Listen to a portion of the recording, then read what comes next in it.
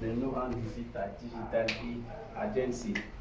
Je suppose que vous êtes là parce que vous avez forcément lu l'annonce du PDG, M. Bruno Bidjan, qui donne la possibilité aux porteurs de projets, aux jeunes entrepreneurs, à ceux qui ont des idées innovantes pour le Cameroun, comme vous, je l'espère, de vous exprimer gratuitement pendant un mois.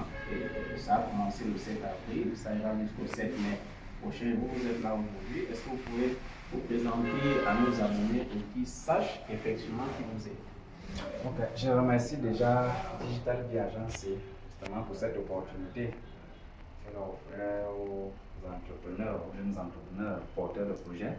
Je suis Monsieur Tebamba Gabriel, le président de l'Association des jeunes entrepreneurs du Cameroun, par ailleurs promoteur du programme de promotion de l'entrepreneuriat en milieu scolaire. Donc voilà ma casquette, je crois que c'est cette casquette sur laquelle je suis venu ici. Président de l'Association des jeunes entrepreneurs du Cameroun et porteur du projet de l'entrepreneuriat en milieu scolaire, est-ce que vous pouvez dire davantage à ceux qui nous regardent en ce moment, c'est quoi cette idée? À quoi est-ce qu'elle obéit? Qu'est-ce qui a motivé sa mise en place?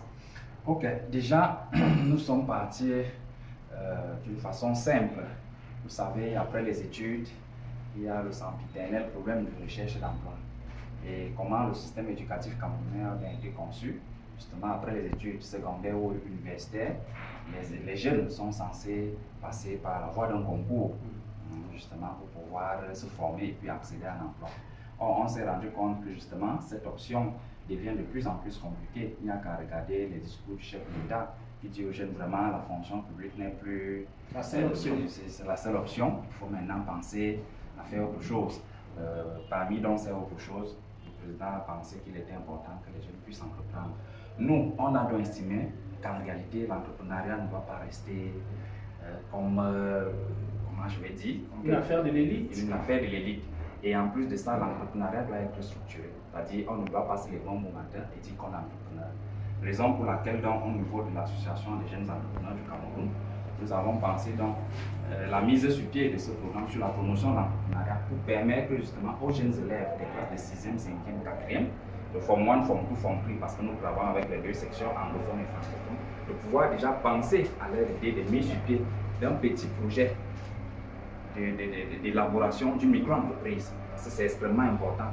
Il ne faudrait pas que quand un élève a déjà la licence, c'est en ce moment, lorsqu'il n'aura pas réussi le concours de l'ENAM ou de l'ENIA, il sera en train de réfléchir comment je vais faire pour m'insérer socio-professionnellement au sein de la société. Nous voudrons donc que l'élève et sa micro-entreprise puissent grandir vraiment au même moment. C'est-à-dire, mon entreprise est en 6e, moi-même je suis en 6e, de telle sorte qu'arrivant en terminale, que tous ces élèves jeunes entrepreneurs puissent déjà vraiment avoir quelque chose de concret à la maison, une petite idée qui fonctionne déjà, une petite entreprise. Vous êtes sans ignorer que justement en matière de création d'entreprises, justement, les entreprises naissent au niveau familial. C'est au niveau familial que ça se pense. Et d'ailleurs, on n'a qu'à regarder toutes les grandes firmes aujourd'hui. Vous allez voir que toutes ces entreprises, la moitié sont des entreprises qui sont nées au niveau des familles.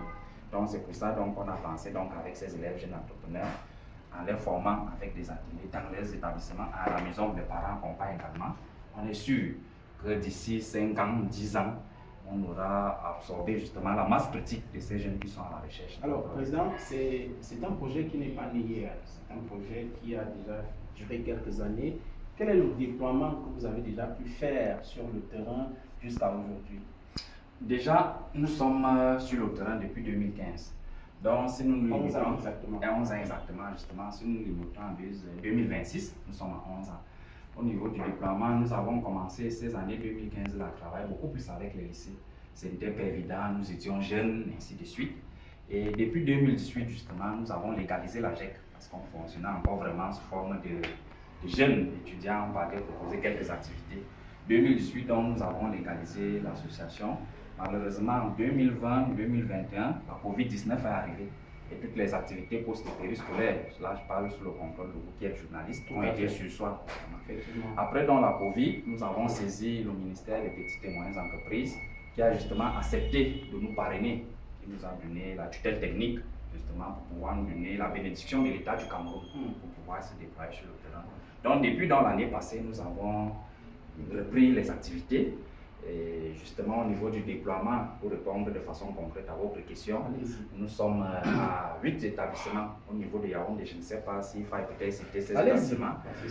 Au niveau de ces établissements, au niveau de Yaoundé, nous avons le complexe scolaire Adventiste Doja, qui est juste à côté de vous, juste derrière vous. Nous avons le collège Adventiste de Yaoundé, qui est au niveau de Batalonga. Nous avons le collège La Retraite, qui est au niveau de Ouarda. Nous avons le collège Monseigneur Arriviateur, qui est au niveau de Vallée-Longa. Nous avons le collège bilingue privé Montesquieu, au niveau de Bogada. J'aime toujours donner la localisation géographique de mes établissements. Ça va permettre à l'agence peut-être d'aller vérifier les informations sur le terrain pour vous rassurer. Et puis nous avons le collège Jean Jaurès, c'est au niveau de Simbok. Et enfin nous avons le collège Django.